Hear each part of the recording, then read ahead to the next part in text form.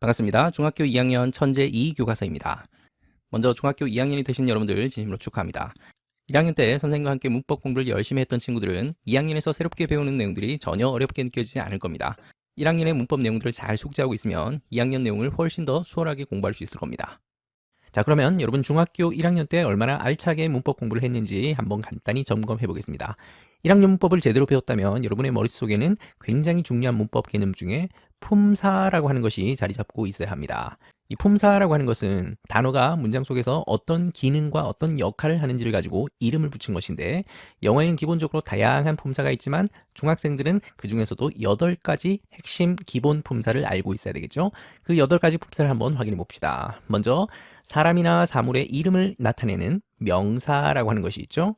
그리고 명사의 반복을 피하기 위해서 또 그 명사를 다시 쓰기 귀찮아서 대신해서 쓰는 대명사라고 하는 것이 있었습니다. 그리고 꾸며주는 말에 해당하는 형용사라는 것이 있었죠. 형용사는 주로 명사를 꾸며주죠.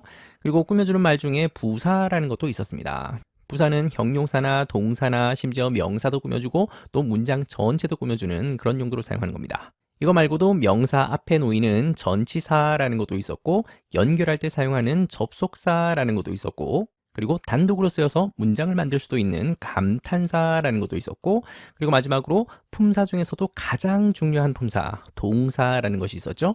여러분들이 문장을 이루고 있는 각각의 단어를 보고 그 단어가 어떤 품사인지 말할 수 있으면 1학년 문법을 잘 공부한 겁니다. 물론 품사가 이 8가지만 있지는 않고요. 이거 말고도 다양한 다른 품사들도 있는데 일단 여기 있는 8가지를 구분하고 이해하는 것이 가장 중요합니다. 자, 그리고 품사라는 말 말고 문장을 이루고 있는 기본적인 덩어리를 부르는 별도의 말이 있었죠. 그것을 이름하여 문장 성분이라고 불렀습니다. 문장 성분을 영어로는 sentence component라고 해서 문장을 이루고 있는 부품들, 덩어리 조각들이라고 이해하면 되겠습니다. 문장을 만드는 데는 여러 가지 부품들이 필요한데 가장 기본적으로는 문장의 첫머리에 놓이는 동작의 행위자에 해당하는 주어라는 것이 있었죠. 그리고 주어 바로 뒤에는 이 주어가 어떤 동작을 했는지 또 어떤 상태인지를 나타내는 서술어라는 것이 있습니다. 서술어를 영어로는 predicate이라고 하는데 보통 중학교 문법책에서는 이 서술어라는 말 대신에 이 품사의 용어를 가져와서 동사라는 말로 일반적으로 부릅니다. 그래서 어떤 학교 선생님들은 주어, 서술어 이렇게 부르기도 하고 어떤 학교 선생님들은 주어, 동사 이렇게 부르기도 하는데 결국 같은 말입니다. 자, 그리고 주어가 어떤 동작을 했을 때 그 동작에 영향을 받는 대상이 목적어라는 것이 있죠. 직접 영향을 받는 것이 있고 간접 영향을 받는 것이 있는데 우리말로는 누구누구에게 또는 무엇무엇을 여기에 해당되는 것이 바로 목적어이죠. 그리고 주어나 목적어에 대한 정보를 보충해 주는 것이 보어라고 하는 것이 있습니다. 영어로는 complement라고 하죠. 여기에 더해서 문장을 풍성하게 만들어주는, 맛깔스럽게 만들어주는 역할을 하는 것이 바로 modifier, 수식어입니다. 자, 이렇게 5가지 요소가 어떻게 결합되고 조합되는지에 따라서 다양한 문장 구조가 나오겠죠. 자, 그런데 오늘 본문을 설명하기에 앞서서 선생님이 굉장히 중요한 문법 하나만 간단히 짚고 넘어가겠습니다. 우리 중학생들이 보는 많은 문법책에 보면 문장 성분이라는 개념을 설명하고 나서 문장의 형식이라고 하는 문법을 다루고 있습니다. 그래서 숫자를 붙여서 1형식부터 5형식까지다 라고 얘기를 하고, 예를 들어서 1형식 같은 경우는 주어의 동사, 2형식은 주어의 동사의 보어가 결합된 형태, 3형식은 주어의 동사의 목적어가 결합된 형태, 4형식은 주어의 동사 그리고 목적어가 2개가 결합된 형태, 그리고 마지막 5번째 형식은 주어와 동사에다가 목적어와 보어가 결합된 형태다 라고 설명합니다. 한국의 많은 학생들이 문장의 형식이라고 하는 문법을 아마 한 번쯤은 들어봤을 것 같아요. 자, 그런데 개인적으로 선생님은 이 문법을 지지하지는 않습니다. 왜냐하면 이 문장의 형식이라고 하는 문법이 영어권에서 사용되는 그런 문법 구조는 아니기 때문입니다. 그리고 말이 안 되는 것이 영어에 수많은 문장 구조가 있는데 문장의 종류가 총 5가지밖에 없다라고 하는 것도 여러 가지가 논란이 있을 수 있겠죠. 예를 들어서 I am a boy라는 이런 간단한 문장이 있을 때 이 문장의 형식에 따르면 I는 주어이고 am은 동사이고 그리고 a boy는 주어에 대한 정보를 보충해서 설명해주는 보어이죠. 그러면 주어, 동사, 보어가 결합된 이 형식이다 이렇게 가르칩니다. 반면 또 다른 문장인 I am here, 이것은 몇 형식이냐 라고 했을 때 I는 주어이고 am은 동사이고 그리고 here는 장소를 나타내는 말이니까 주어를 보충해주는 주격 보어는 아니죠. 그렇다면 이때 here는 당연히 modifier, 꾸며주는 말, 수식어입니다. 그렇다면 이 구조는 몇 형식이냐, 이것은 주어, 동사만 있으니까 1형식인가? 그렇다면 이 here가 사라져도 된다는 얘기인데 사라지면 의미가 전달이 안 되죠. 그러면 이것은 1형식일까요? 2형식일까요? 도무지 설명이 안 되죠. 문장의 형식이라고 하는 이 문법이 가지고 있는 가장 큰 취약점 중에 하나는 modifier라고 하는 것을 너무 사소하게 취급하고 있다는 겁니다. 어떤 문장에서는 꾸며주는 말이 문장을 만드는데 반드시 필요한 필수 성분이 되기도 하는데 여기 있는 문장의 형식이라고 하는 이 5가지 문법은 이 요소를 전혀 반영하고 있지 않죠. 그래서 선생님은 한국에서 통용되는 이런 문장의 형식이라고 하는 문법은 앞으로 본문을 설명할 때도 전혀 사용하지 않으려고 합니다. 그리고 영어권에서 통용되는 많은 문법 서적을 보면 이런 문장의 형식이라는 문법이 아니라 동사가 가지고 있는 특성을 가지고 설명하는 경우들이 많습니다. 선생님도 영어권에서 나오는 문법책의 설명을 따르도록 하겠습니다. 그래서 이제 여러분들은 본문 설명을 이어갈 때 앞으로 선생님이 품사라고 하는 이 문법 용어와 문장 성분이라고 하는 문법 용어를 다양하게 섞어가면서 얘기할 것인데 만약에 여기 있는 내용들이 좀 낯설게 느껴진다면 다시 1학년 본문으로 돌아와서 중학교 1학년의 기본 문법을 단단히 다지고 다시 한번 돌아오면 좋겠습니다. 제목입니다. Light up your days with special hobbies. light라고 하는 동사는 불을 밝히다 라고 하는 뜻이죠. 근데 여기에 up이라고 하는 부사가 결합되어 있네요.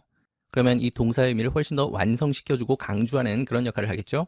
light가 단순히 불을 밝히다 라는 뜻이라면 light up이라고 하게 되면 어둠이 전혀 없게 환하게 밝히다 또는 활짝 피어나게 하다 이런 정도의 강조의 의미로 보면 되겠습니다. 단순히 물리적인 빛을 비추는 것을 넘어서 즐겁게 만들다, 생기 있게 만들다 이런 비유적인 의미까지 내포하고 있는 그런 표현이라고 볼 수 있겠습니다. 그래서 light up your days라고 하게 되면 당신의 날들을 하루하루 구석구석 환하게 또 활기차게 만들어 보십시오 라고 하는 그런 의미겠죠. With special hobbies, 특별한 취미들을 가지고서 당신의 날들을 환하게 한번 만들어 보십시오. 동사에다가 up을 붙여서 이렇게 동사의 의미를 강조하는 표현들이 참 많습니다. clean이라고 하면 청소하다 라는 뜻으로 알고 있죠. 그런데 여기다가 up을 붙이게 되면 말끔히 청소하다, 즉 치워버리다, 깨끗하게 정리하다 이런 뜻이 되고요. eat이라고 하는 것은 먹다 라는 뜻인데 여기다가 up이라고 하는 부사를 붙이게 되면 먹어 치우다, use는 사용하다인데 여기다 up을 붙이게 되면 다 써버리다 이런 뜻이 되는 겁니다. up이라고 하는 부사가 그렇게 동사의 의미를 강조해주고 있습니다. 오늘 본문에서도 이런 비슷한 부사를 다시 만나게 될 겁니다. What do you usually do in your free time? 당신은 주로 무엇을 하십니까? 여가 시간에, 쉬는 시간에 보통 무엇을 하십니까? 라는 질문이죠. 이 문장 속에 do가 2개가 들어있죠. 첫 번째 do와 두 번째 do의 차이를 말할 수 있겠죠. 첫 번째 do는 동사가 아니라 조동사이고 두 번째 do는 동사, 일반 동사입니다. 일반 동사 do는 하다 라고 하는 뜻이 있죠. 반면 조동사는 동사를 도와주는 역할을 하는 건데 문법적으로 다양한 기능을 합니다. 이 문장에서 조동사 do는 의문문을 만들기 위해서 사용한 조동사이죠. How about trying some interesting hobbies? How about 하면 뭐뭐 하는 게 어때요? 라는 제안의 의미죠. try라고 하는 것은 노력하다 라는 뜻도 있고 시도하다 라는 뜻도 있습니다. 그러면 여기서는 시도하다 라는 뜻이 훨씬 더 자연스럽죠. 몇몇 재미있는, 흥미있는 취미를 시도해 보는 것이 어떨까요? 라는 뜻입니다. 자, 이 문장 속에 ing가 들어간 단어가 2개가 있네요. 먼저 첫 번째로 앞에 있는 trying이라고 하는 단어의 이름을 말할 수 있겠습니까? 우리 중학교 1학년 때 오가 문법에서 배웠던 내용이죠. 동사에다가 ing를 붙인 것이 문법적으로는 2가지 정도가 있습니다. 첫 번째는 동명사가 있고 두 번째는 현재 분사가 있습니다. 우리 1학년 때 배우기로 동명사나 분사는 주운동사 중에 하나다라고 했었죠. 동사에서 출발했지만 완전한 동사는 아닌, 하지만 여전히 동사의 속성을 가지고 있고 그러면서 동시에 다른 품사의 속성까지 같이 가지고 있는 것이 이런 주운동사입니다. 그 중에서 동명사는 동사의 속성과 함께 명사의 속성을 가지고 있는 것이고 현재 분사는 동사의 속성과 함께 형용사의 속성을 가지고 있는 것이다 라고 배웠죠. 그래서 동명사인지 현재 분사인지는 모양만 가지고는 구분할 수 없고 이것이 명사 쪽에 가까운지 형용사 쪽에 가까운지 이걸로 구분할 수 있다고 했습니다. 그리고 문장 속의 문법적인 구조를 확인하면 이것을 구분하는 것이 훨씬 더 쉽습니다. 방금 이 trying은 바로 앞에 about이라고 하는 전치사가 보입니다. 우리 1학년 때 배우기로 전치사라고 하는 것은 명사 앞에 두는 것을 전치사라고 했었죠. 그러면 전치사 바로 뒤에 있다는 얘기는 문법적으로는 전치사의 목적어 자리라고 하는데요. 이런 전치사의 목적어 자리에 올 수 있는 것은 현재 분사가 아니라 동명사이겠죠. 그래서 이때 trying은 동명사입니다. 그러면 trying이 동명사이기 때문에 이때는 동사와 명사의 속성을 함께 가지고 있는 것이고 해석을 할 때도 그런 느낌으로 해석을 해야 되겠죠. 아까 try가 시도하다 라는 뜻이라고 했었는데 그렇다면 trying은 시도하기, 시도하는 것 이렇게 해석하면 정확하겠죠. 그리고 뒤에 있는 ing는 동명사도 아니고 현재 분사도 아니고 이때는 그냥 형용사 ing입니다. 원래는 interest라고 하는 동사에다가 ing를 붙여서 현재 분사가 됐지만 나중에 시간이 많이 흐르면서 이런 현재 분사들이 너무 자주 쓰이고 빈번하게 쓰이다 보니까 아예 이것이 하나의 형용사처럼 굳어져 버린 겁니다. 이것을 형용사화된 현재분사라고 하는데 중학교 2학년이 여러분들은 그렇게 복잡하게 생각하지 말고 이것은 그냥 흥미있는, 재미있는 이라는 뜻의 형용사라고 말하는 것이 좋습니다. 그래서 몇 가지 흥미있는 취미를 시도해보는 것이 어떨까요? 라고 하는 말이 되죠. How about을 대신해서 what about로 바꿔 쓸 수도 있습니다. 자, 그런데 여기서 재미난 거 한번 물어보겠습니다. 우리 오늘 수업을 시작하면서 문장을 만드는 기본적인 부품으로 주어, 동사, 목적어, 보어 같은 이런 것들을 배웠다 그죠? 근데 문법 공부를 좀 열심히 한 친구들은 이것이 하나의 문장인 것은 알겠는데 문장이라고 하면 당연히 주어, 동사가 들어가야 되는 거 아닌가요? 라고 따질 수도 있겠습니다. 그러면 여기는 아무리 봐도 주어, 동사가 보이지 않으니까 이것은 문법적으로 잘못된 문장 아닌가요? 또는 문장이 아닌 거 아닌가요? 라고 생각할 수도 있겠죠? 물론 영어의 대부분의 문장에는 주어 동사가 들어가는 것은 맞지만 주어 동사가 없다라고 해서 문법적으로 틀린 문장이라고 말할 수는 없습니다. 가장 단적인 예로 감탄사로 만든 문장이 있죠. 감탄사는 그거 하나만 가지고도 온전한 문장으로 쓰일 수 있습니다. 그런 것들을 문법적으로 잘못됐다고 얘기하는 원어민들은 아무도 없죠. 마찬가지입니다. 원래는 이 how about 이라는 표현이 단독으로 쓰이기보다는 how do you feel about 또 what about 같은 경우는 what do you think about 이런 말들이 쓰이다가 나중에 시간이 가면서 굳이 이런 말들은 안 써도 되겠다라는 단어들이 다 탈락하고 지금의 how about, what about 같은 이런 모양만 남아있는 겁니다. 한국어도 마찬가지죠. 너는 밥을 먹었니? 라고 해야지 문법적으로 온전한 문장이 있지만 일상생활에서 그렇게 얘기하는 사람은 아무도 없죠. 밥 먹었니? 라는 이 말만 가지고도 의사소통이 충분히 됩니다. 그런데 이 밥 먹었니? 라고 하는 말을 문법적으로 틀렸다고 하지는 않죠. 영어도 마찬가지입니다. 그래서 우리가 앞으로 보는 많은 문장들이 반드시 주어, 동사, 목적어 같은 이런 모든 문법적인 요소를 다 가지고 있지만은 않다. 그래서 주어 찾고 동사 찾고 하면서 문법으로 너무 따지는 것은 영어 공부에 오히려 방해가 될 뿐이다. 현대 영어를 배우고 있는 여러분들은 훨씬 더 유연하고 열린 마음을 가지고 문법을 공부할 필요가 있겠습니다. 정말로 중요한 것은 그 문장의 의미를 정확히 파악하는 것이고 원어민들이 실제로 사용하는 다양한 표현들을 직접 여러분도 사용해보면서 의사소통할 수 있는 그런 능력이 훨씬 더 중요하다고 할 수 있겠죠. The activities below will add something new to your life. 활동들, 다음 아래에 있는 활동들이 더해줄 것입니다. 뭔가를 더해줄 겁니다. 그 뭔가가 뭐냐면 새로운 뭔가를 더해줄 겁니다. To your life. 당신의 삶에 뭔가 새로운 것을 더해줄 겁니다. 자, 그리고 앞으로 선생님이 특별한 언급을 하지 않더라도 문장을 분석하면서 이렇게 관료로 표현하는 것들이 있습니다. 이런 것들은 문장 성분으로 따져보자면 수식어, 꾸며주는 말에 해당하는 것이고 품사로 따져보자면 부사나 또는 그런 부사 덩어리, 즉 부사구를 의미하는 경우들이니까 참고하면 되겠습니다. 아래 활동들이 당신의 삶에 새로운 뭔가를 더해줄 것이다 라고 했는데 여기 있는 will은 조동사이죠. 특히 조동사 will은 미래의 의미를 나타낼 때도 있고 또는 의지를 나타내는 그런 경우에도 will을 씁니다. 방금 같은 경우는 의지라기보다는 미래의 의미로 보는 것이 더 맞겠죠. 자, 이 문장 속에 너무너무 중요한 이번 단원의 핵심 문법이 등장해서 지금부터 이 부분을 설명하려고 합니다. 여기에 something이라고 하는 단어와 new라고 하는 단어를 눈여겨봐 두십시오.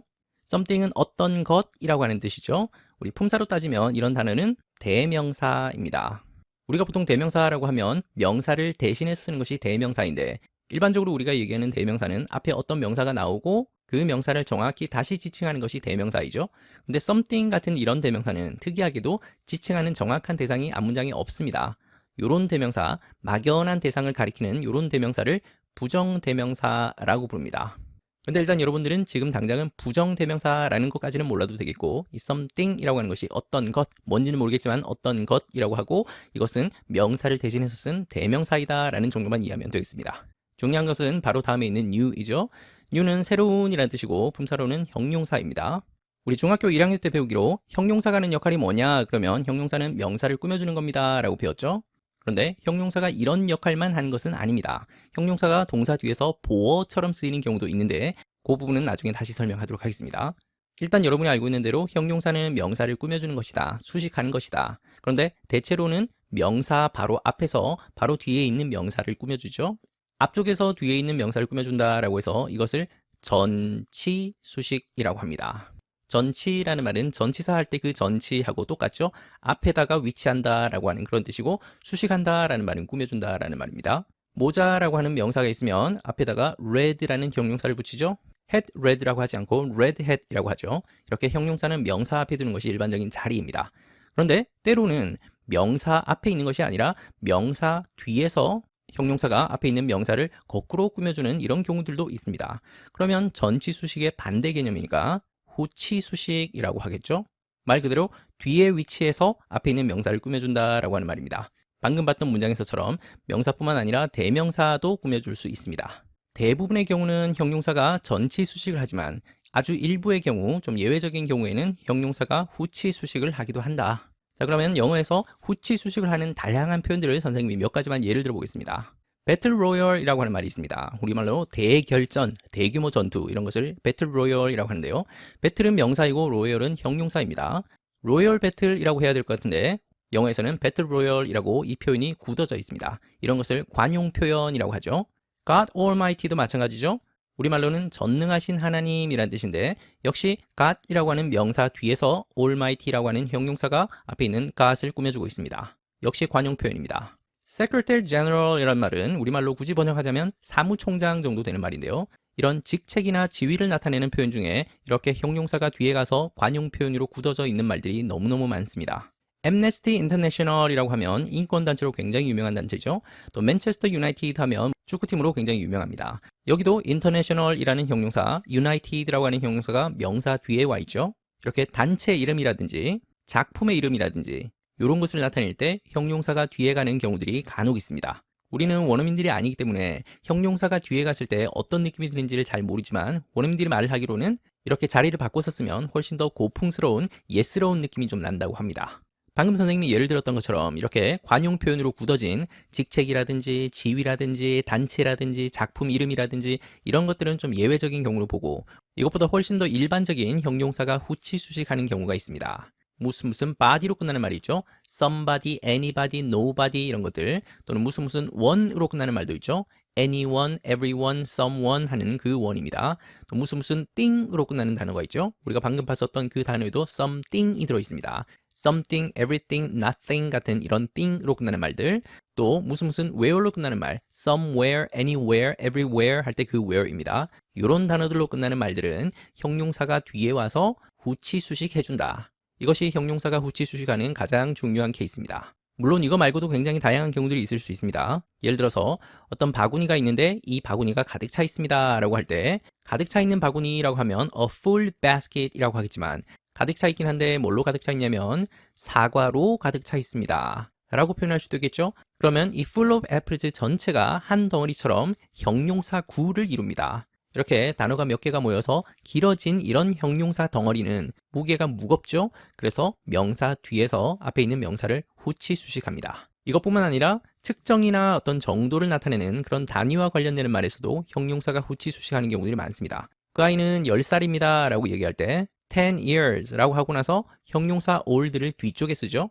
그 책은 100페이지 분량입니다 라고 할 때 100 pages long 이렇게 쓰죠. 이때도 마찬가지로 형용사가 뒤에 가 있습니다. 이런 경우들도 함께 알아두면 좋겠습니다. 근데 딴 것보다도 이 중에서 무슨 body, 무슨 one, 무슨 thing, 무슨 where 이런 말로 끝나는 단어들은 형용사가 후치 수식을 한다. 요것만 확실히 기억하고 있으면 되겠습니다. 그래서 본문 문장에서 something new라고 하면 새로운 어떤 것 이렇게 해석해야 되겠죠. Let's go hiking. let's는 뭐뭐 하자라는 권유할 때 쓰는 말이죠. go hiking이라고 하는 말은 등산하러 가다라고 하는 뜻이죠. go ing 이 표현도 원어민들에게는 관용적으로 굳어져 있는 표현입니다. 여기에는 ing 들어간 hiking이라고 하는 말이 약간은 좀 논란이 되는 말이긴 합니다. ing가 들어갔으니까 이것은 동명사인가요? 현재 분사인가요? 라고 물어볼 수 있겠죠. 여러분이 보는 많은 문법책에서는 이 hiking을 동명사라고 얘기하고 있을 겁니다. 동명사를 설명하고 있는 단원을 잘 찾아보면 go 플러스 ing라고 해서 뭐뭐 하러 가다 라고 하는 그런 의미로 관용 표현으로 굳어져 있다 이렇게 설명하는 책들이 많이 있을 겁니다. 그런데 어원적으로 보면 이것은 동명사가 아니라 현재 분사입니다. 아주 옛날에는 go walking 같은 이런 표현으로 썼습니다. 앞에 있는 go는 말 그대로 가는지 오는지 이런 이동이나 운동을 나타내는 그런 동사를 쓰고 그 다음에 ing라고 하는 이 부분은 이동하는 방식을 의미하는 그런 말이었습니다. 가기는 가는데 어떤 식으로 가냐면 걸어서 이동합니다. 걸어서 갑니다. 즉 어떤 방식으로 움직이는지를 함께 결합하는 이런 구조에서 출발했던 말입니다. 근데 시간이 지날수록 이런 표현들이 점점 확장이 되면서 훨씬 더 다양한 표현들이 나오기 시작했습니다. 예를 들어서 go fishing 그러면 낚시하러 가다. go shopping 그러면 쇼핑하러 가다. go skating 이라고 하면 스케이트 타러 가다. 이렇게 단순히 이동하는 것뿐만 아니라 어떤 활동을 하는지가 함께 결합되기 시작한 것이죠. 그러면서 표현이 굉장히 풍부해지기 시작했습니다. 그래서 이제는 이동하는 방식을 설명하는 말이 아니라 어떤 행위를 하는지, 어떤 행동을 하는지가 함께 결합되기 시작한 것이죠. 이런 표현들이 하도 자주 쓰이다 보니까 go ing라고 하는 이 표현이 원어민들에게는 아예 하나로 굳어진 표현이 돼버린 겁니다. 말 습관으로 자리 잡았다는 말이겠죠. 여러분도 잘 아는 것처럼 go라고 하는 것은 타동사가 아니라 자동사이죠. 목적어를 필요로 하지 않는 자동사입니다. 그래서 바로 뒤에 나오는 ing는 동명사가 될 수 없습니다. 문법적으로는 불가능하죠. 그래서 여기 있는 ing는 현재 분사로 보는 것이 어원적으로 훨씬 더 정확하긴 한데 한국에 있는 많은 문법책에서는 이것을 동명사처럼 설명합니다. 그러면서 여기에는 for 같은 전치사가 생략되어 있다라고 얘기하기도 하는데 억지로 끼워 맞춘 그런 설명이 아닌가 선생님은 그렇게 생각합니다. 어쨌든 이 하이킹이 동명사냐 현재 분사냐를 따지는 것은 전혀 의미가 없는 행동이고 오히려 여러분들은 go ing 하면 뭐뭐 하러 가다라고 하는 그런 의미이고 원어민들이 굉장히 자주 쓰는 표현이다. 그래서 여러분들이 go ing라고 하는 다양한 표현을 쓸 수 있는 것이 중요한 것이지 이것이 동명사냐 현재 분사냐 따지는 것은 시간 낭비라고 생각합니다. 그래도 혹시 학교에서 선생님들이 이것을 동명사라고 설명한다면 여러분은 동명사라고 생각하시고 학교 선생님이 이것을 현재 분사라고 설명하면 이것은 현재 분사다라고 받아들이면 되겠습니다. Some people say, why do we need to get to the top? 어떤 사람들은 이렇게 말합니다. 왜 우리가 뭐뭐 할 필요가 있을까요? 여기서 탑은 꼭대기이죠? get은 어디 어디에 도착하다, 어디 어디에 닿다 이런 의미죠. 그러면 왜 우리는 꼭대기에 도달할 필요가 있을까요? 왜 우리가 굳이 정상에까지 올라가야 되나요? 라고 이렇게 물어보는 사람들도 있다는 말이겠죠. 반가운 손님이 보이죠? 여기에 to에다가 동사처럼 생긴 것이 보이지만 이것은 동사가 아니죠. 우리 1학년 때 배웠던 문법 용어로는 부정사입니다. 이 문장에서 동사는 need이죠. 우리가 아까 나왔던 동명사와 현재 분사처럼 부정사도 준동사 중에 하나이죠. 그런데 부정사 중에 이렇게 to가 붙어 있는 이런 부정사를 to 부정사라고 했었죠. to 부정사도 준동사이기 때문에 동사의 성질과 함께 다른 품사의 성질을 함께 가지는데 특이하게도 이 to 부정사는 명사의 성질을 함께 가지기도 하고 형용사의 성질도 있고 또 부사의 성질을 가지기도 합니다. 그래서 중학교 시험 문제에서는 이것이 명사의 속성인지 형용사의 속성인지 부사의 속성인지를 구분하는 문제가 정말 자주 나온다라고 했었죠. 그러면서 우리가 중학교 1학년 때는 이것이 명사처럼 쓰이는 경우 그리고 부사처럼 쓰이는 경우를 공부한 적이 있습니다. 그러면 방금 본 문장에서 이때 to get은 무슨 용법이겠습니까? 이걸 이해하려면 앞에 있는 동사를 분석하면 되죠. need라고 하는 동사는 무엇을 필요로 하다라고 해서 동사 중에서도 타동사입니다. 타동사라는 얘기는 바로 뒷자리가 목적어 자리라는 얘기죠. 목적어 자리에 올 수 있는 것은 명사, 형용사, 부사 중에서 명사의 속성이죠. 그래서 이때 to get이라고 하는 to 부정사는 명사적 용법입니다 라고 말할 수 있는 겁니다. 꼭대기에 도달하는 것을 우리가 왜 필요로 합니까? 좀 더 자연스럽게 해석하면 우리가 왜 꼭대기에 도달할 필요가 있습니까? 라고 하는 말이겠죠. 꼭대기에 라고 할 때 여기에 to, 방향을 나타내는 전치사 to를 썼네요. get 다음에 무조건 이렇게 to가 들어가는 것은 아닙니다. 예를 들어서 집에 도착하다 라고 하면 get home을 쓰겠죠. 이때 home은 명사가 아니라 집으로 라는 뜻의 부사입니다. get there 하면 거기에 도착하다 라는 말이겠죠. 반면 부사가 아니라 명사가 올 때는 방향을 나타내는 to라는 전치사와 결합하겠죠. 역에 도착하다 그러면 get to the station 이 되는 것이고 그 건물에 도착하다 라고 하면 get to the building 이 되겠죠. We have to come back down anyway. 우리는 돌아와야 됩니다. down 아래로 anyway 어쨌든 back도 역시 부사이죠. have to가 보이네요. have to는 조동사이죠. 조동사 중에서 have to는 의무의 의미를 가집니다. 의무라는 것은 뭐뭐 해야 한다 라고 하는 그런 뜻이죠. 그러면 동사는 come이니까 we have to come은 와야 된다. 근데 back이라고 하는 부사가 결합됐으니까 돌아와야 된다. 부사 down이 결합하면 아래로 돌아와야 한다. 여기에다 anyway까지 결합됐으니까 어쨌든 우리는 아래로 다시 내려와야 된다 라고 하는 의미가 완성되죠. 어차피 정상에 올라가 봐야 결국은 다시 내려와야 되는데 굳이 뭐하러 그렇게 꼭대기에 올라가야 됩니까? 라고 말하는 사람들이 있다는 것이죠. 의무의 의미를 가지고 있는 조동사가 have to 말고 should라고 하는 조동사도 있고 또 must라고 하는 조동사도 있죠. 우리말로는 해야 한다, 해야 한다, 해야 한다 다 똑같이 해석되지만 미묘하게는 뜻이 약간 다릅니다. should는 안 하면 큰일 나는 정도는 아니고 이왕이면 안 하는 것보다는 하는 게 더 좋다. 약간 권유하는 그런 느낌이 더 강하죠. 반면 have to나 must는 좀 강제적인 느낌이 강합니다. 안 하면 큰일 나는 반드시 해야 되는 그런 느낌이죠. 특히 이 중에서 must는 법적인 것 또는 규칙과 관련되는 그런 것들이 많습니다. 운전할 때는 안전벨트를 매야 합니다. 공항에 갈 때는 여권을 가져가야 합니다. 이럴 때 쓰는 것이 must이죠. 반면 공부할 때 책상에 바른 자세로 앉아야 됩니다. 라고 할 때는 must보다는 should를 쓰는 것이 훨씬 더 자연스럽죠. have to는 should보다는 좀 더 강한 느낌이고 must보다는 조금 더 약한 정도의 느낌입니다. must를 쓰면 좀 딱딱한 느낌이고 회화체에서는 이런 have to를 쓰는 것이 훨씬 더 부드럽고 자연스러운 느낌입니다. Well, hiking a mountain is not just about reaching the top. well 같은 이런 말들이 품사로는 감탄사라고 하죠. 감탄사 well이 정말 뜻이 많죠. 글쎄 이렇게 처음에 말을 시작하면서 말문을 열 때 well을 쓰기도 하고 또 말하면서 생각할 시간을 벌고 싶을 때 그러니까 어디 보자 이런 느낌으로 얘기할 때도 well을 쓸 수 있고요. 또 상대방이 했던 말에 대해서 부분적으로 동의하거나 수정할 때 이럴 때도 well을 쓸 수 있죠.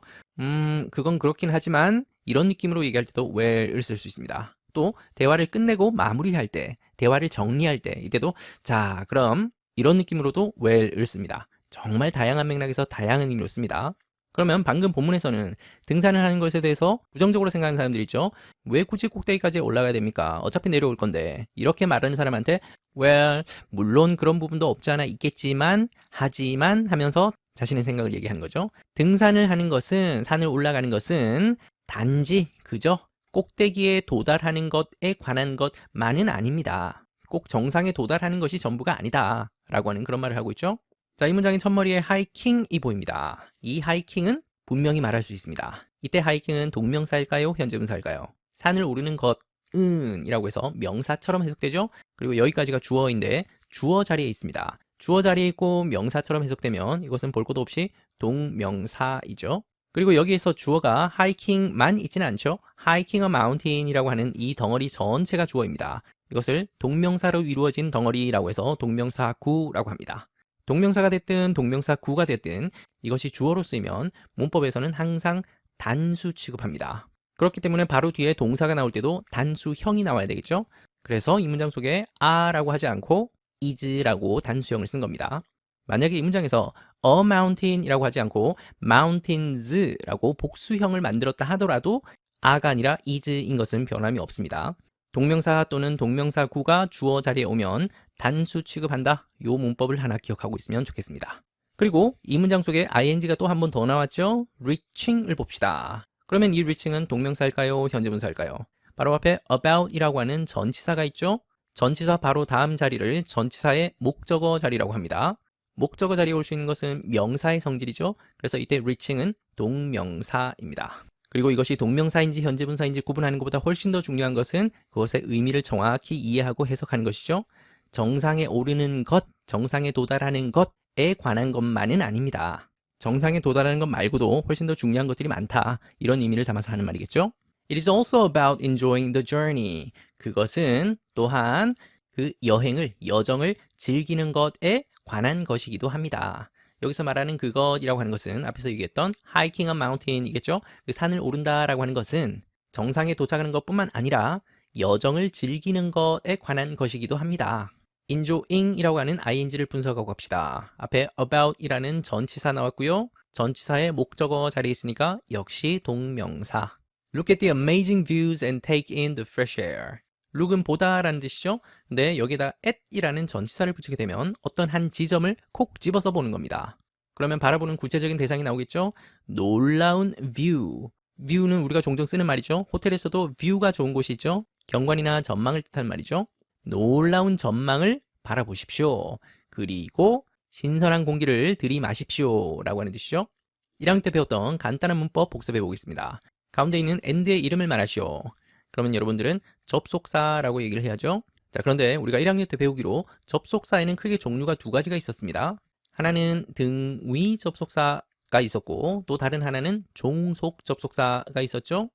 등위 접속사는 왼쪽에 있는 덩어리와 오른쪽에 있는 덩어리가 대등하죠. 문법적으로 동일한 성질 두 개를 연결해 주는 것이 등위 접속사였습니다. 앞으로 등위 접속사가 굉장히 자주 나올 텐데 여러분들은 fanboys를 기억하면 좋겠습니다. for and nor but or yet so. 이 접속사의 첫머리를 따서 만드는 말이 fanboys입니다. 공식적인 용어는 아니고 우리 중학교 선생님들이 여러분들이 등위 접속사를 쉽게 외울 수 있게끔 도와주려고 만든 말인 것 같아요. 특히 and나 but이나 or 같은 등위 접속사는 정말 많이 나오죠. 그래서 이런 접속사가 나오면 등위 접속사구나 라고 생각하면 되겠습니다. 중학교 1학년 때는 등위 접속사를 이해하는 것이 중요했지만 중학교 2학년 이상부터는 등위 접속사보다는 종속 접속사가 훨씬 더 중요하죠. 등위 접속사하고 달리 종속 접속사는 절 두 개를 연결해주는 그런 역할을 합니다. 그런데 이렇게 연결하는 두 절이 동일하진 않죠. 하나는 주절이고 하나는 종속절입니다. 주절에다가 종속절을 붙여주는 것이 바로 종속접속사입니다.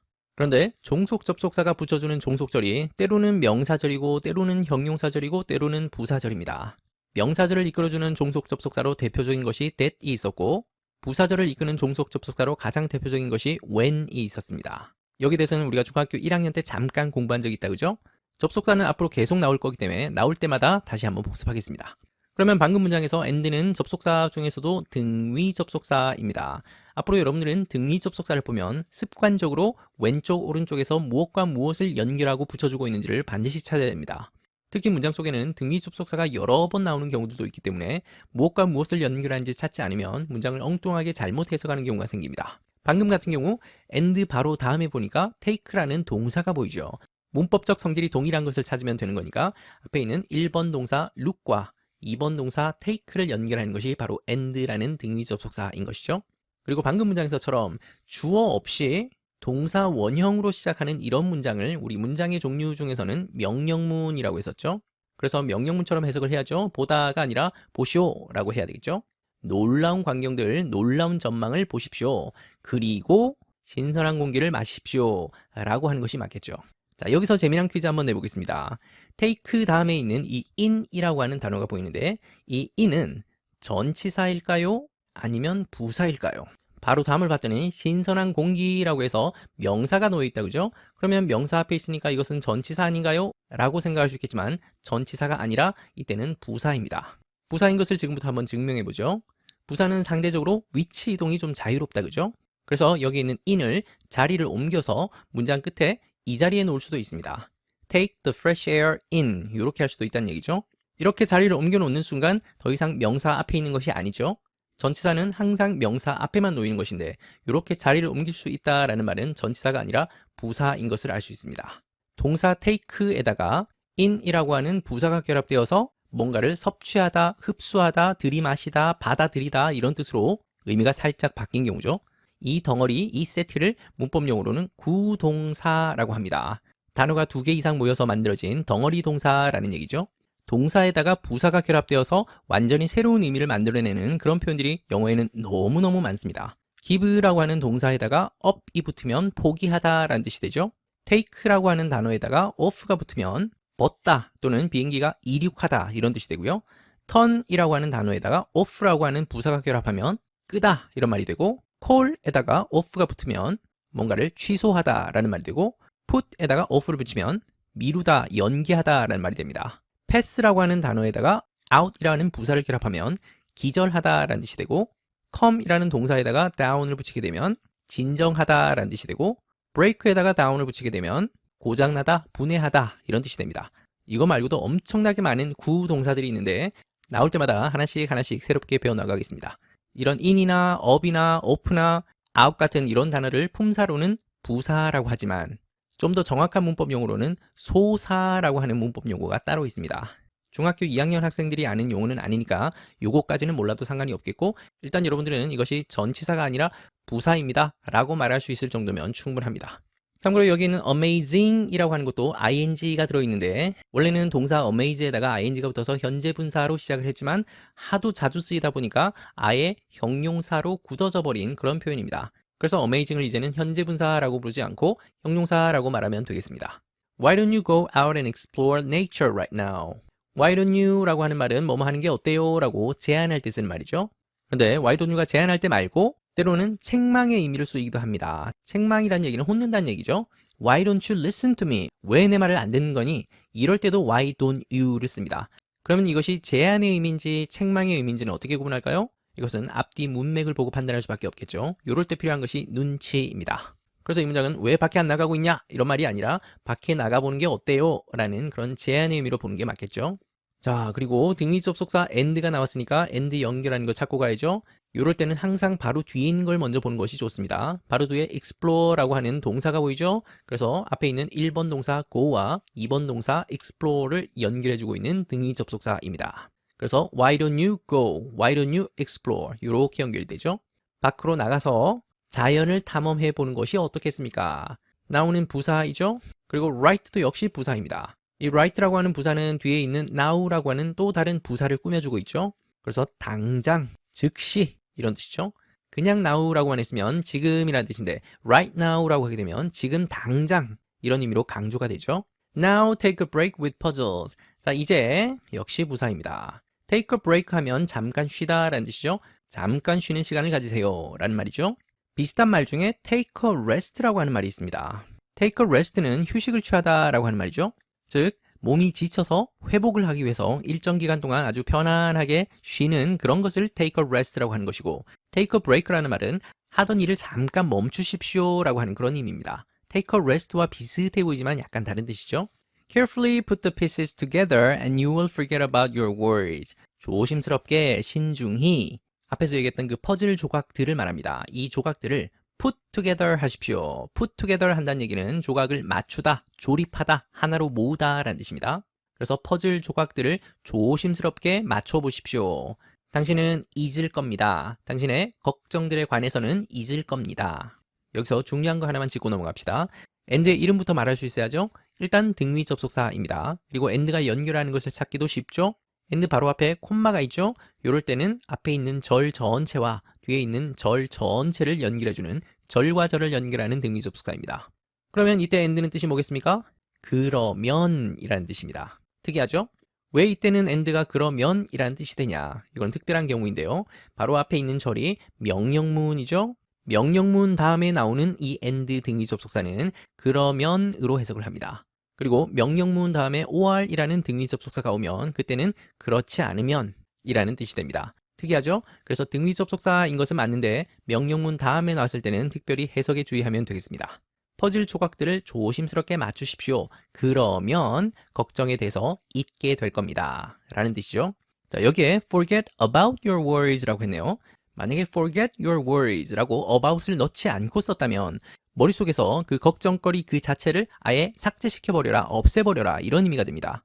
forget 다음에 about 이라는 전치사를 넣게 되면 훨씬 더 부드러운 느낌이 됩니다. 그래서 지워버리다 라는 느낌보다는 더 이상 거기에 신경 쓰지 말고 염두에 두지 말라. 아무래도 forget 이라고 하게 되면 좀 딱딱하고 직접적인 느낌이고 forget about 하면 뭔가 부드럽고 위로하는 그런 느낌이 되죠. 우리는 원어민이 아니기 때문에 이런 사소한 차이를 이해하지 못하지만 이런 about 이라는 단어가 있냐 없냐에 따라서도 느낌이 달라진다. 이런 것을 알려주고 싶었습니다. Doing puzzles is good for clearing your mind. 퍼즐을 하는 것은 좋습니다. 어디에 좋냐면 당신의 마음을 clearing 하는 것에 좋습니다. 자, 이 문장 속에도 doing이라는 ing가 보이고 또 clearing이라는 ing가 보이네요. 그럼 이제 각각을 말할 수 있겠죠? 앞에 doing은 주어 자리에 있다 그죠? 퍼즐을 하는 것은 주어 자리에 있고 명사처럼 해석되니까 역시 동명사입니다. 그리고 clearing은 앞에 for라고 하는 전치사가 보이네요. 전치사 바로 뒷자리면 전치사의 목적어이죠. 목적어 자리에 오니까 역시 동명사입니다. clear는 치우다, 쫓아내다, 없애버리다, 제거하다, 또는 처리하다, 맑게 하다, 다양한 뜻이죠. 여기서는 맑게 하다 정도로 보겠습니다. 그러면 당신의 마음을 맑게 하는 것에 좋습니다. 라는 뜻이 완성이 되죠. 그리고 앞에서 배웠던 내용, 동명사로 이루어진 이 덩어리가 주어 자리에 쓰이면 이것은 단수 취급한다 라고 했었죠. 그래서 여기에 is가 됐습니다. 퍼즐에 s가 붙어서 복수형이 됐다 하더라도 이것과 상관없이 동사를 단수형으로 써야 된다라는 거 조심해야죠. Guess what? 이런 것도 회화에서 정말 자주 쓰이는 표현이죠. 어떤 기대감을 조성하는 그런 멘트로 쓰이는 것이 guess what입니다. 일반적인 대답으로 할 수 있는 말로는 what? Tell me. What is it? 등등 대화를 이어나가기 위한 가벼운 응답 정도를 해줍니다. When you put in the last piece, you will feel great. 자, 이 문장에서 우리가 중학교 1학년 때 배웠던 문법을 복습할 시간이 되었습니다. 자, 여기에 있는 when의 이름을 말할 수 있으면 여러분 중학교 1학년 문법을 잘 숙지하고 있는 겁니다. 이 when은 접속사이죠. 접속사 중에서도 fanboys가 아니니까 등위 접속사가 아니라 종속 접속사이겠죠. 그렇다면 you부터 piece까지 이 절은 종속절이고 또 you부터 great까지 이 절은 주절이다 그죠? 주절에다가 종속절을 붙여주는 역할을 하는 그런 접속사가 when이라는 종속 접속사입니다. 원래는 이 자리에 있었던 거죠. 접속사가 가운데 있었던 것을 통째로 자리를 옮겨놨습니다. 그러면 우리 1학년 때 배우기로 이렇게 자리를 통째로 옮길 수 있는 이런 종속절을 무슨 절이라고 했었죠? 정답은 부사절입니다. 주어 동사가 들어있는 덩어리를 절이라고 했었죠. 근데 절 중에서도 부사의 속성을 가지고 있는 절이라서 부사절입니다. 부사는 상대적으로 위치 이동이 자유롭죠. 그리고 통째로 생략해버려도 문법적으로는 크게 문제가 안 되는 것이 부사입니다. 그래서 종속 접속사 when을 다른 말로는 부사절을 이끄는 접속사, 더 짧게는 부사절 접속사, 이렇게 부를 수도 있다라고 했었죠. 해석을 할 때는 뭐뭐뭐 할 때 정도로 보면 되겠습니다. 당신이 마지막 조각을 put in 할 때, put in 한다는 얘기는 끼워 넣다라는 말이겠죠. 그러면 이때 in도 역시 전치사가 아니라 부사입니다. 이 in은 the last piece 다음에 이 자리에 옮길 수도 있습니다. put the last piece in.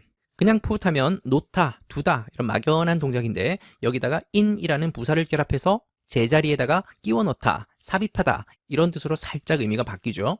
이런 역할을 하는 것이 품사로는 부사이고 문법적인 기능의 이름으로는 소사라고 부르는 것입니다. 마지막 조각을 그 퍼즐에 끼워 넣을 때 당신은 멋지게 느낄 겁니다. 정말 기분이 좋을 겁니다. 이런 말이겠죠? 자, 그러면 여기에 있는 이 feel이라고 하는 동사의 이름을 말할 수 있겠습니까?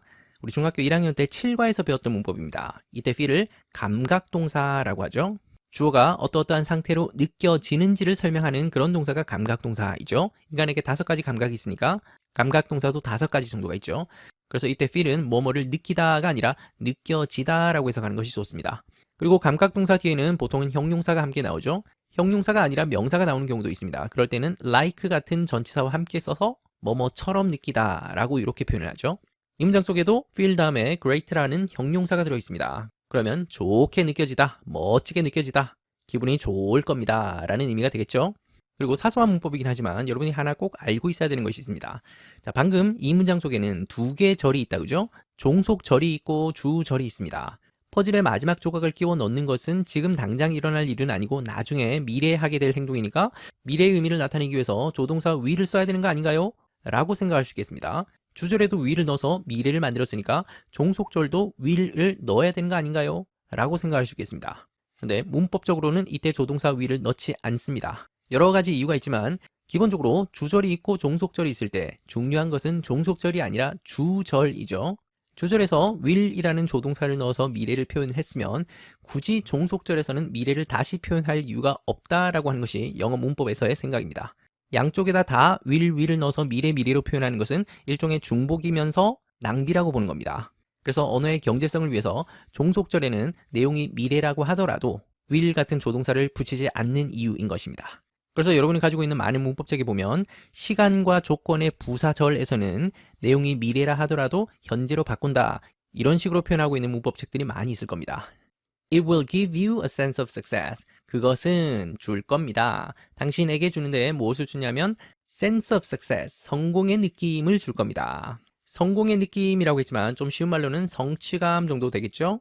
그러면 그것은 당신에게 성취감을 줄 겁니다 라고 할 때 it이라고 하는 것이 대명사인데 그러면 이 it이 가리키는 것은 뭐겠습니까? 퍼즐에서 마지막 조각을 끼워 맞추는 것이죠. 그것이 성취감을 줄 겁니다 라는 말입니다. 역시 미래의 의미를 나타내는 조동사 will이 들어있네요. 자, 이 문장 속에 이번 단원의 2번째 핵심 문법이 등장해서 지금부터 이 부분을 설명하려고 합니다. 우리가 1학년 때 공부하기로 동사에는 크게 종류가 2가지가 있다라고 배웠죠? 동사를 분류하는 기준이 여러 가지가 있지만 목적어를 가지냐 가지지 않느냐에 따라서 자동사와 타동사로 나눌 수 있다라고 했습니다. 목적어를 필요로 하지 않는 것이 자동사이고 목적어가 있어야 되는 것이 타동사였었죠. 그리고 타동사 중에도 3가지로 더 자세히 나눌 수 있다라고 했습니다. 동사 다음에 목적어가 1개만 있는 경우도 있고 동사 다음에 목적어가 2개가 나오는 그런 동사도 있고 동사 다음에 목적어가 나오고 이것만으로는 문장이 완성되지 않아서 보어까지 와야 되는 그런 타동사도 있다라고 했습니다.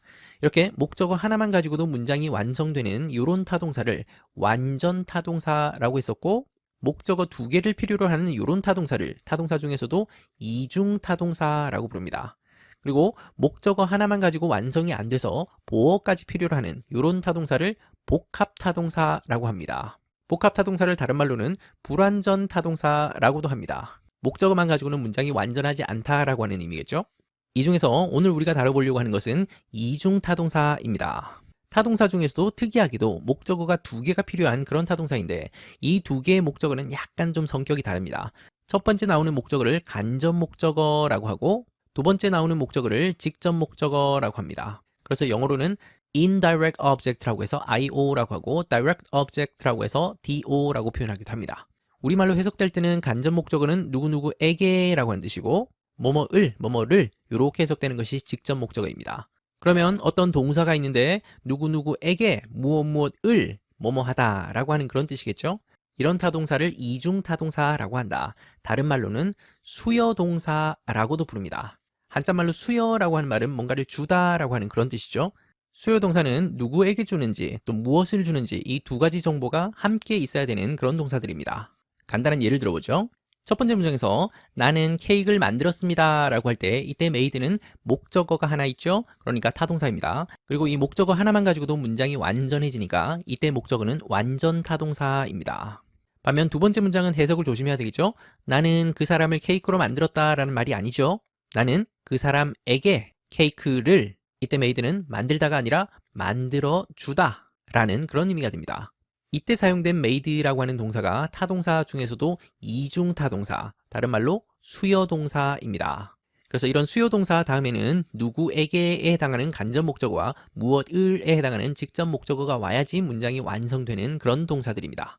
이런 이중타동사 또는 수여동사가 정말 종류가 많은데요. 이런 동사들은 대체로 주다라고 하는 그런 의미가 살짝 포함됩니다. 특히 그 중에서 give가 가장 흔하게 쓰이는 수여동사 중에 하나입니다. send도 마찬가지겠죠. teach가 어떻게 수요동사이냐라고 생각되겠지만 누구누구에게 무엇무엇을 가르쳐 주다 라는 의미로 쓰이면 이때 teach는 수요동사이겠죠. 마찬가지로 read라고 하는 것도 뭐뭐를 읽다 라고 하면 완전 타동사이겠지만 누구누구에게 무엇무엇을 읽어주다 라고 하면 그때는 수요동사가 되겠죠. buy는 사주다, make는 만들어주다, cook은 요리해주다, 이렇게 주다라고 하는 의미가 살짝 포함되는 이런 동사들이 수요동사의 대표적인 예입니다. 그래서 방금 본 문장에서 give 다음에 나오는 you가 간접 목적어이고 성취감을이라고 하는 이 부분이 직접 목적어가 되는 것입니다. 간목과 직목을 함께 가지는 이런 동사가 수여동사입니다. 그래서 수여동사라는 말이나 이중타동사라는 말이나 같은 말인데 여러분이 가지고 있는 많은 문법책에서는 수여동사라는 말을 훨씬 더 자주 쓸 겁니다. 그리고 특이하게도 이 간접 목적어와 직접 목적어는 자리를 바꿀 수도 있습니다. 직접 목적어를 먼저 쓰고 간접 목적어를 뒤로 옮길 수 있겠죠. 이럴 때는 간접 목적어와 직접 목적어 사이에 전치사가 하나 살짝 들어가는데 어떤 때는 to가 들어가기도 하고 어떤 때는 for가 들어가기도 하고 또 어떤 경우에는 of가 들어가기도 합니다. 이것은 동사가 결정합니다. 어떤 동사일 때는 to를 쓰고 어떤 동사일 때는 for를 쓰고 또 어떤 동사일 때는 of를 쓰고 이것이 문법으로 정해져 있긴 한데 여러분들은 기계적으로 암기할 것이 아니라 언제 to를 쓰고 언제 for를 쓰는지 그 맥락과 의미만 살짝 이해하면 되겠습니다. give나 send 같은 이런 동사들은 전달되는 방향이 중요한 동사들이기 때문에 간접 목적어와 직접 목적어를 바꿨을 때 전치사 to를 씁니다. 반면 make나 cook 같은 이런 동사들은 간접 목적어와 직접 목적어를 바꿨을 때 전치사로 for를 씁니다. 뭔가를 만들어주고 뭔가를 요리해주고 하는 것은 상대방을 향한 마음과 애정이 잔뜩 들어가는 행동이겠죠. 그래서 누구누구를 위해라고 하는 뜻의 전치사 for를 씁니다. 일단 중학교 2학년인 여러분들은 간접 목적어, 직접 목적어를 바꿨을 때 전치사를 뭘 쓰는지 보다는 간접 목적어와 직접 목적어를 필요로 하는 이런 동사를 수요동사 또는 이중타동사라고 한다. 그리고 해석을 할 때 누구누구에게 무엇무엇을 정도로 정확히 해석하는 것이 중요하겠죠. Grab a puzzle and enjoy. grab은 잡다, 쥐다 라는 뜻이죠. 퍼즐을 잡고 그리고 즐기십시오. 그러면 역시 이때 and라고 하는 등위 접속사는 1번 동사 grab과 2번 동사 enjoy를 연결해주고 있겠죠. 자, 여기서 사소한 거지만 한번 돌아보고 갑시다. grab a puzzle이라고 하는 것은 동사 원형으로 시작하고 있으니까 이 부분은 명령문이죠. 그런데 아까 선생님이 설명하기를 명령문 다음에 나오는 and는 그러면 이라는 뜻으로 해석하지 않았습니까? 라고 따질 수 있겠습니다. 물론 그랬죠. 자, 그런데 명령문 다음에 나오는 and를 조심해서 봐야 되는데 방금 이 문장에서의 and는 명령문과 명령문을 연결해주는 그런 and이죠. 그래서 이때는 그냥 그리고이고 아까 앞에서 봤던 거는 명령문 콤마 and 였었습니다. 이 콤마가 있느냐 없느냐를 잘 확인하길 바랍니다. 이럴 때 쓰인 것이 그러면 이란 뜻입니다. Lastly, head to the kitchen for some baking. 마지막으로 head 하십시오. 이때 head는 동사로 쓰였죠. 나아가다, 전진하다 이런 뜻입니다. 나아가십시오. 어디로 나가냐면 부엌으로 나아가십시오. 왜 나가냐면 for some baking. 베이킹을 위해서 부엌으로 가십시오. 라는 말이겠죠. 이때 베이킹이 ing가 들어있어서 동명사처럼 보일 수 있지만 some이라고 하는 말로 꾸밈을 받고 있죠. 이거는 베이킹이라고 하는 그 활동 그 자체를 말하는 일반 명사입니다. 동명사하고는 약간 다르죠. 예를 들어서 I like baking cookies 라고 이렇게 썼다면 이때 베이킹은 명사가 아니라 동명사입니다. 나는 쿠키 굽는 것을 좋아합니다. 그때는 동사의 느낌과 명사의 느낌이 함께 다 표현되어 있죠. You can make your own cookies. 여러분들은 만들 수 있습니다. 이때 can은 조동사이고 능력을 나타내는 조동사였었죠. 당신 자신의 쿠키를 만들 수 있습니다. 이때 own이라고 하는 형용사는 자기 자신의 고유한 이런 뜻이죠. 그래서 자기 자신만의 쿠키를 만들 수 있습니다. Follow the recipes and don't be afraid to get creative. 따라가십시오. 레시피를 따라가십시오 라고 했는데 레시피는 조리법이죠. 조리법을 따라가고 하지만 걱정하지 마십시오. 창의적이 되는 것을 걱정하지 마십시오 라고 하는 말이죠. 그러면 가운데 있는 but도 역시 등위 접속사입니다. 그리고 앞에 콤마가 보이죠. 그렇다면 앞에 있는 절과 뒤에 있는 절과 절을 연결하는 등위 접속사였습니다. 해석만 잘하면 되죠. 조리법을 따라가십시오. 하지만 걱정하지는 마십시오. 그런데 이 문장에 to get이라고 하는 부정사가 보이네요. 그러면 좀 전에 우리가 봤던 것처럼 to 부정사가 이 문장 속에서 어떤 용법으로 쓰였는지를 구분할 수 있어야 되는데 다시 얘기하면 이것이 명사처럼 쓰였는지 형용사처럼 쓰였는지 부사처럼 쓰였는지를 구분해야 된다는 말이겠죠. 해석을 통해서 구분되는 경우도 있지만 문장 속에서 앞뒤에 어떤 단어들이 함께 있는지를 보면 구분하는 것을 쉽게 도와줍니다. 자, 이 문장에서 afraid라고 하는 것은 품사로 형용사이죠. 두려워하는, 무서워하는 이라는 형용사입니다. 그리고 두려워하다라고 하는 이런 형용사 뒤에 왜 두려워하는지 그 이유를 설명하고 있는 말이 to get creative이죠. 창의적인 사람이 되려고 하다 보니까 두려운 마음이 생기는 것이죠. 그래서 이때 to 부정사는 형용사에 대한 의미를 보충해주면서 이 형용사의 의미를 완성시켜주는 그런 역할을 하는 to 부정사입니다. 이것은 전형적으로 부사가 하는 역할이죠. 학교 시험용으로는 to 부정사가 부사처럼 쓰인 것이다. 그래서 to 부정사의 부사적 용법이다 라고 얘기하면 되겠습니다. 그래서 우리말로 좀 더 자연스럽게 해석하면 창의적이 되는 것을 두려워하지 마십시오. 마음껏 용감하게 창의적이 되어라 라고 하는 그런 의미겠죠. When you make cookies, try different shapes like cats, flowers, or even your favorite characters. 이 문장 속에도 역시 when이 들어있다 그죠? 종속 접속사. 그러면 you부터 cookie까지가 종속절이고 try부터 character까지가 주절입니다. 그러면 해석만 남았죠? 당신이 쿠키를 만들 때 다른 모양들을 시도해 보십시오. 예를 들면 어떤 모양이냐면 고양이 모양이라든지 꽃 모양이라든지 혹은 심지어 당신이 좋아하는 캐릭터 모양처럼 다른 모양들을 한번 시도해 보십시오 라는 뜻이었습니다. 자, 그러면 간단한 것부터 한번 해보죠. 가운데 or이라고 하는 것도 역시 접속사이죠. 그런데 or은 fanboys에 속해 있는 등위 접속사입니다. 그러면 앞 뒤에서 문법적 성질이 동일한 것을 찾아야 되는데 방금 같은 경우는 cat라고 하는 1번 명사, flowers라는 2번 명사, 그리고 네가 좋아하는 캐릭터라고 하는 3번 명사 덩어리, 이렇게 명사를 연결해주고 있는 등위 접속사입니다. 그리고 앞에 있는 like는 동사가 아니라 뭐뭐뭐뭐처럼 이란 뜻으로 쓰인 전치사 like이죠. 전치사이기 때문에 바로 뒤에는 명사가 나오겠죠. 명사 앞에 놓이는 것이 전치사입니다. 그리고 사이에 끼어있는 even은 품사로 부사입니다. 심지어 뭐뭐조차도 뭐뭐마저 이렇게 해석되죠. 참고로 even이 부사가 아니라 형용사로 쓰이는 경우도 있습니다. 형용사로 쓰였을 때는 평평한, 고른, 균등한 또는 짝수의 이런 말도 있죠. 심지어 당신이 아주 좋아하는 그런 캐릭터의 모양으로도 만들어 보십시오, 시도해 보십시오 라는 말입니다. Just express yourself. 단지 그저 표현하십시오. 당신 자신을 표현하십시오.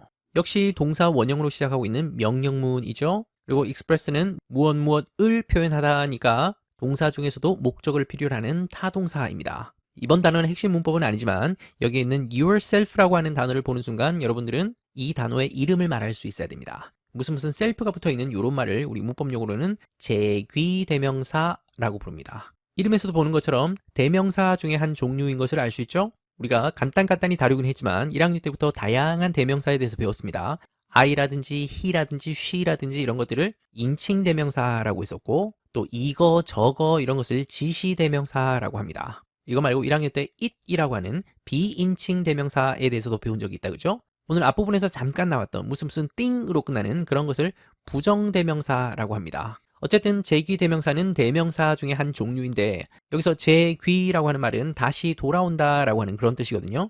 주어가 어떤 행동을 했는데 그 행동의 영향이 주어 자신에게로 다시 돌아올 때 이럴 때 사용하는 것이 제귀 대명사입니다. 제귀 대명사를 확인하는 것은 전혀 어렵지 않습니다. 무슨 self가 붙어 있으면 다 제귀 대명사입니다. 그리고 복수형일 때는 selves가 되겠죠.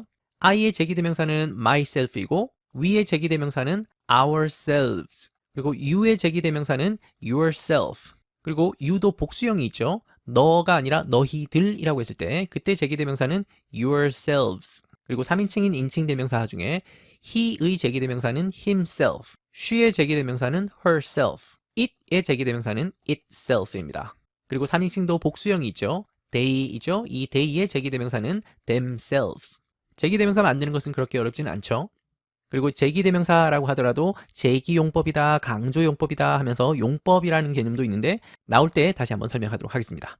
그러면 방금 본 문장에서 yourself라고 했는데 이 문장은 명령문이라서 주어가 없는데 어떻게 이게 yourself가 되나요? 라고 질문할 수 있겠습니다.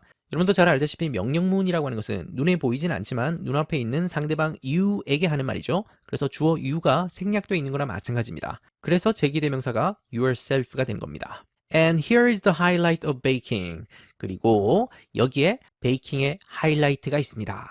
하이라이트라고 하면 가장 중요한 부분, 가장 두드러진 장면, 어떤 빛나는 장면 이런 것을 하이라이트라고 하죠. 이 문장이 참 특이하고 재밌는 문장입니다. 이때 here라고 하는 것은 주어가 아닙니다. 보통 문장 앞에 주어가 오는 경우들이 대부분이지만 이때 here는 주어가 아니라 부사이죠. 진짜 주어는 the highlight of baking. 얘가 주어이고 is가 동사입니다. 그리고 here는 품사로는 부사이죠. 여기에 베이킹의 하이라이트가 있습니다. 있다라고 하는 존재는 is에서 표현을 하는 겁니다. 그러면 우리가 일반적으로 알고 있는 문장의 순서와는 약간 다르죠. 보통은 주어가 먼저 나오고 동사가 나중에 나오는 것이 일반적인데 여기에는 동사와 주어가 자리가 바뀌었다 그죠? 이것을 문법 용어로는 도치라고 부릅니다. 도치도 엄연한 문법 중에 하나입니다. 나중에 3학년이 되면 이 도치에 관해서 자세히 다루는 날이 있을 겁니다. 그 중에 한 가지만 간단히 소개하면 방금 이 문장에서처럼 장소나 방향을 나타내는 부사가 문 뒤에 가면 뒤따라 나오는 주어 동사가 자리가 바뀐다 라고 하는 것이 도치의 한 문법입니다. 그러면 이 문장을 원래 문장대로 도치시키지 않고 쓰면 안 되나요? 당연히 되죠. The highlight of baking is here. 이렇게 쓰는 것도 가능합니다. 그러면 그렇게 써도 된다면 왜 굳이 이렇게 도치를 시켰습니까? 라고 생각하겠죠? 자, 우리는 원어민이 아니기 때문에 그 미묘한 차이를 완전히 이해하지는 못할 겁니다. 근데 간단히 느낌만 설명을 하자면 Here is the highlight 이렇게 표현을 하게 되면 뭔가 제시하고 안내하는 느낌이 듭니다. 자, 여기에 하이라이트가 있습니다 하면서 짠! 뭔가 눈앞에 내미는 듯한 그런 생동감이 느껴지는 말이 Here is the highlight입니다. 반면 the highlight is here 라고 하게 되면 이때는 장소나 존재의 느낌이 더 강합니다. 하이라이트가 바로 이곳에 있습니다. 이 자리에 있습니다. 이런 장소의 느낌이 훨씬 더 강하게 드는 것이 highlight is here입니다. 방금 같은 경우는 여기에 베이킹에 하이라이트가 있습니다 하면서 제시하는 그런 느낌을 표현하려고 했던 거죠. It gives you the joy of sharing. 그것은 줍니다. 당신에게 주는데요. 뭘 주냐면 나눔의 즐거움을 줍니다. 여기서 it은 대명사이죠. 그렇다면 이때 it이 가리키는 것은 뭐겠습니까? 앞에서 계속 얘기하고 있는 베이킹이죠. 그렇다면 우리가 앞에서 배웠던 이 give라고 하는 동사의 이름을 말할 수 있어야죠. 바로 뒤를 봤더니 너에게 라고 하는 간접 목적어가 들어있고 나눔의 즐거움을 이라고 하는 직접 목적어가 들어있네요. 그렇다면 이때 give는 이중타동사라고 불러도 되고 아니면 수여동사라고 불러도 되겠죠. 그리고 이때 간접 목적어와 직접 목적어의 자리를 바꿀 수 있다. 이럴 때는 to라고 하는 전치사가 들어갑니다. 그리고 share라고 하는 동사에다가 ing를 붙여서 sharing을 만들었는데 이때는 나누기, 나누는 것이라는 동작의 느낌이 살짝 들어있죠. 그래서 동작의 느낌과 명사의 느낌이 함께 결합되어 있으니까 이것은 동명사이겠습니다. Bake something special for your friends or family. 구우십시오. 뭔가를 구우십시오. 그 뭔가가 어떤 뭔가냐면 특별한 뭔가를 구우십시오. 앞에서 배웠으니까 이제 굉장히 친숙한 문법이 됐죠. 무슨 띵으로 끝나는 이런 말들은 스페셜 같은 이런 형용사가 뒤에서 후치 수식을 한다. 특별한 뭔가를 구우십시오 라는 뜻이 되죠. 당신의 친구 또는 가족을 위해서. 그러면 가운데 있는 or은 역시 등위 접속사이죠. 왼쪽에 있는 friends라고 하는 1번 명사와 family라는 2번 명사를 연결해주고 있네요. They will love your cookies. 그들은 당신의 쿠키를 좋아할 겁니다. 그러면 they는 인칭 대명사이니까 이 대명사가 가리키는 것을 찾아야죠. 항상 대명사가 가리키는 것은 멀리 있지 않습니다. 바로 앞 문장에서 나왔던 your friends or family를 대신해서 쓴 대명사가 they이죠. What do you think about these hobbies? 이런 취미들에 대해서 어떻게 생각하십니까? 우리말로는 어떻게 생각하십니까? 라고 해서 의문사를 how로 쓰지 않도록 조심하길 바랍니다. 여기서 이런 취미들이라고 했는데 여기서 말하는 이런 취미들이라는 것은 앞에서 소개했었던 등산을 가는 거, 퍼즐 조각 맞추는 거, 그리고 베이킹 하는 거 이런 것들을 가리키는 말이겠죠. Why don't you try one of them right away? 또 나왔죠? Why don't you 하면 이때는 당연히 제안이죠. 시도해보는 게 어떻겠습니까? 그것들 중에 하나를 시도해보는 게 어떻겠습니까? 그러면 역시 그것들이 가리키는 것을 찾아야 되는데 항상 멀리 있지 않습니다. 앞문장에서 나왔던 이런 취미들이겠죠? 그 취미들 중에 하나를 시도해보는 게 어떻겠습니까? Right away는 아까 right now 하고 같은 말입니다. 그러니까 즉시, 당장 이런 뜻이죠. 다른 말로 굳이 바꾸자면 immediately 또는 at once 또는 right now로 바꿀 수 있겠죠. It will light up your day. 아까 제목에도 나왔던 말이죠.